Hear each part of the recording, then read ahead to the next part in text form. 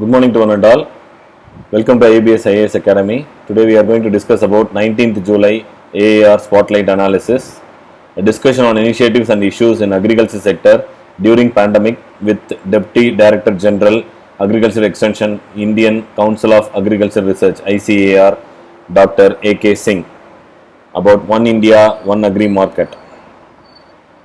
Three important ordinances have been announced to create a free and efficient agri ecosystem. And the first act is the Essential Commodities Ordinance. Amendment was made on 2020. It is mainly aimed to remove restrictions on stocking food produce. And second ordinance is actually Farmers Produce Trade and Commerce Ordinance 2020. Its main aim is to end the monopoly of the APMC and allow anyone to freely purchase and sell agricultural produce, giving farmer multiple market options, inter and intrastate. And third important ordinance is Farmers Agreement on Price Assurance and Farm Services. It provides legal framework for agreements between farmers and buyers, including processors, wholesalers, and large retailers, etc. Let's see one by one. First act is Amendment to Essential Commodities Act.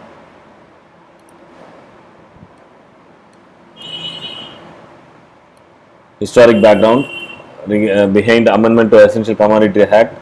While India has been surplus in most agriculture commodities, farmers have been unable to get better prices due to lack of investment in cold storage, warehouses, processing and export, as the entrepreneurial spirit gets dampened due to hanging sword of Essential Commodities Act. Farmers suffer huge losses when there are bumper harvests, especially of perishable commodities. With adequate processing facilities, much of this wastage can be reduced. Benefits of this amendment.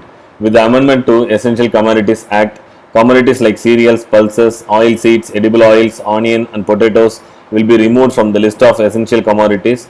This will remove fears of private investors of excessive regulatory interference in their business operations. The freedom to produce, hold, move, distribute and supply will lead to harnessing of economies of scale and attract private sector foreign direct investments into agriculture sector. It will help drive up investment in cold storages and modernization of food supply chain. Safeguarding interests of consumers. The government, while liberalizing the regulatory environment, has also ensured that interests of consumers are safeguarded. It has been provided in the amendment that in situations such as war, famine, extraordinary price rise and natural calamity, such agricultural foodstuffs can be regulated. However, the installed capacity of value chain participant and the export demand of an exporter will remain exempted from such stock limit imposition, so as to ensure that investments in agriculture are not discouraged. The amendment announced will help both farmers and consumers while bringing in price stability. It will create competitive market environment and also prevent wastage of agri produce that happens due to lack of storage facilities. Second act, barrier free trade in agriculture produce. The ordinance is the Farming, Produce, Trade and Commerce Ordinance Act 2020. Background. Farmers in today suffer from various restrictions in marketing their produce. There are restrictions from farmers in selling agri produce outside the notified APMC market yards. The farmers are also restricted to sell the produce only to registered licenses of the state governments. Further, barriers exist in free flow of agricultural produce between various states owing to the prevalence of various APMC regulations enacted by the state government. Benefits of this ordinance. This ordinance will create an ecosystem where the farmers and traders will enjoy freedom of choice of sales and purchase of agri produce. It will also promote barrier-free interstate and intrastate trade and commerce outside the physical presence of markets notified under state agriculture produce marketing regulations.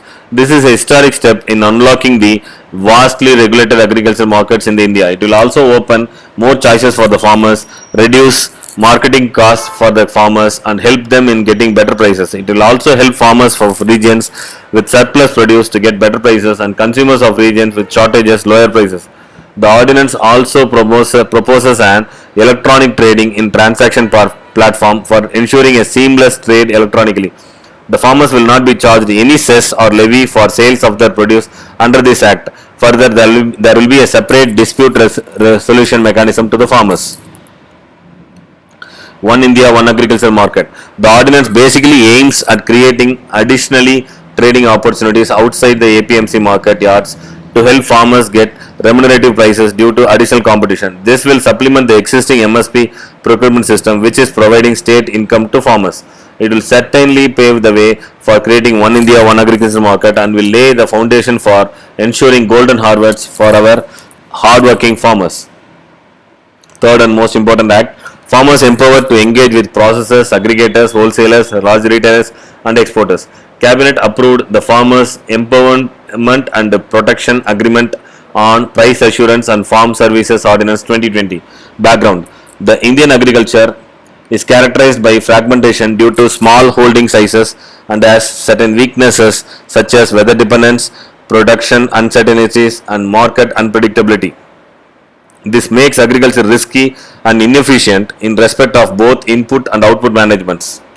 Benefits of the ordinance. The ordinance will empower farmers for engaging with processors, wholesalers, aggregators, large retailers, exporters, etc. on a level playing field without any fear of exploitation. It will transfer the risk of market unpredictability from the farmer to the sponsor and also enable the farmer to access modern technology and better inputs. It will reduce cost of marketing and improve income of farmers. This ordinance will act as a catalyst to attract private sector investment for building supply chains for supply of Indian farm produce to global markets. Farmers will get access to technology and advice for high value agriculture and get ready market for such produce.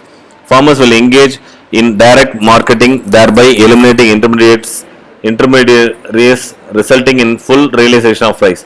Farmers have been provided adequate protection. Sale, lease or mortgage of farmers' land is totally prohibited and farmers' land is also protected against any recovery. Effective dispute resolution mechanism has been provided for with clear timelines for redressals. Thanks for watching IABS IAS Academy's YouTube channel. Please subscribe the channel for our daily PIB, AAR, Hindu news analysis. Thank you.